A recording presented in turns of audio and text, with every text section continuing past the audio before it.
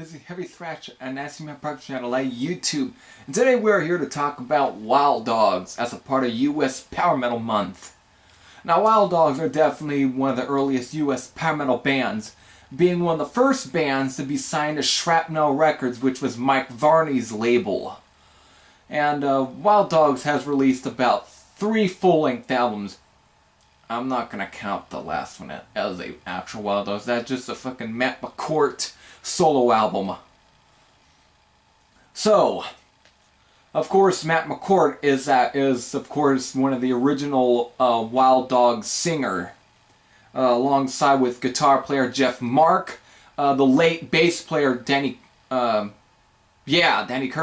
who passed away on 2014, unfortunately, with of course drummer Dean Castronovo, which is actually one of the earliest bands he was in. But on the debut album, he apparently never played he wasn't behind the kit.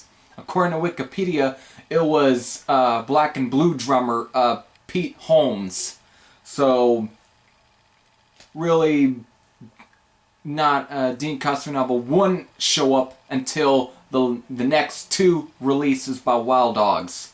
So, on the debut album, how is it compared to the, later releases? And especially the 3rd album, which we'll get to. It's not too bad of an album. This is definitely the first Wild Dogs album I actually heard. But still is definitely a good album for a debut. It's still rooted within the new wave of British heavy metal, as with most debut albums by US power metal bands, but still has some of that really early power metal sound, that sound that would make its presence on later releases. And it's definitely given with the last song, You Can't Escape Your Lies. So, but there's also some other tracks that are good, especially the opening one, Life Is Just a Game. The Evil in Me is another great one as well. The Tonight Show, which was actually appeared on the 2nd US Metal Volume, LP.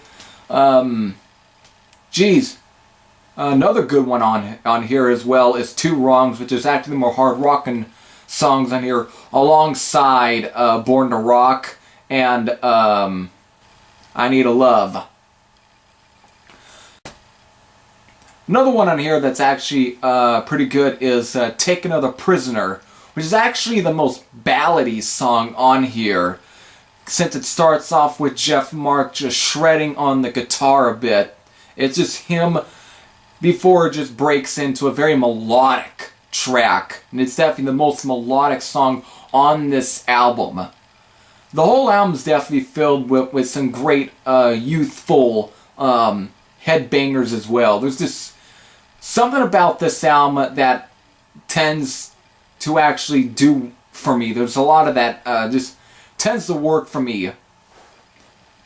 So, definitely a solid debut from a band. Some might say it's not nearly as good, it's a little average, it's whatever. To me personally, I really like this album.